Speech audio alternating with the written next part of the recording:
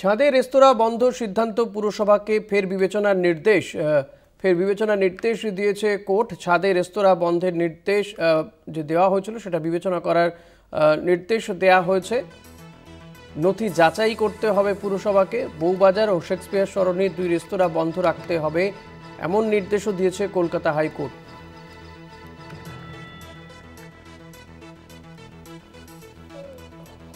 Rooftop যে রেস্তোরাঁগুলো সেই রেস্তোরাঁগুলো বন্ধের নির্দেশ দিয়েছিল কলকাতা পুরসভা। একটি রুফটপ রেস্তোরাঁতে থাকা এমন একটি রেস্তোরাঁ আগুন লেগে যাওয়ার কারণেই কিন্তু এই নির্দেশ দেওয়া হয়েছিল। তারপরে ওই রেস্তোরাঁর মালিকরা তারা হাইকোর্টের দ্বারস্থ হন। তারপরে হাইকোর্ট স্থগিতাদেশ দিয়েছিল, কিন্তু আবারও এক্ষেত্রে এই নির্দেশিকা যাতে বলবৎ না হয় সেটা বিবেচনা করে দেখতে বলেছে কলকাতা পুরসভাকে। তাদের নথি যাচাই করতে বলা হয়েছে। পীযূষ কান্তি নাগ রয়েছেন। পীযূষ, এক্ষেত্রে হাইকোর্টের কি নির্দেশ?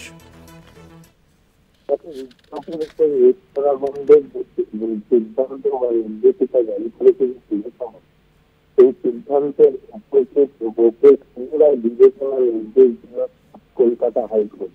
কলকাতা পুরসভাকে সেই নথিপত্র যাচাই করে এই বিষয়ে সিদ্ধান্ত গ্রহণ করতে হবে এমনটাই নির্দেশ কলকাতা এমনটাই নির্দেশ বিচারপতি এমনটাই নির্দেশ বিচারপতির পক্ষ থেকে বলা হয় যে বিচারাধীন সুবাহের সময় বউবাজার এবং শেক্সপিয়ার সরণতলার তাদের উপরে থাকা 2টি রেস্তোরাঁর মালিকদের পক্ষ থেকে কলকাতা হাইকোর্টে আবেদন জানিয়ে বলা হয় যে আত্মপক্ষের সংরক্ষণের তাদের সুযোগই দেওয়া হয়নি। বিচারপতি গৌরব খান আজকে পরিষ্কার নির্দেশে বলে দিয়েছেন পুরসভাকে 2 সপ্তাহের মধ্যে সমস্ত নথি এবং তথ্য নির্মাণ সংক্রান্ত বিবরণ সব যাচাই করতে হবে।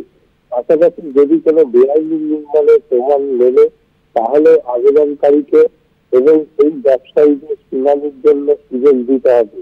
অর্থাৎ নথিপত্রে যদি কোনো রকম গরমিল থাকে তাহলে তাদেরকে সেই সুযোগ দিতে হবে।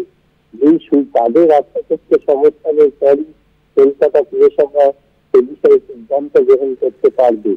কলকাতা পৌর সংস্থার যথাযথ প্রাথমিক তথ্য সংগ্রহ না করেই স্টপওয়াচের নোটিশ দিয়েছিল বলে দাবি। সেই পরিপ্রেক্ষিতে বিচারপতি বলেছেন যে তড়িঘড়ি কোনো ভাঙচুর বা নয়, আইনানুগ পুরো বিষয়টিকে পর্যবেক্ষণ করে তবেই প্রয়োজনে পুরসভা এই গুরুত্বপূর্ণ পদক্ষেপ গ্রহণ করতে পারবে। ধন্যবাদ পীযূষ। কথা বলছিলাম প্রতিনিধি পীযূষ কান্তি নাগের সঙ্গে।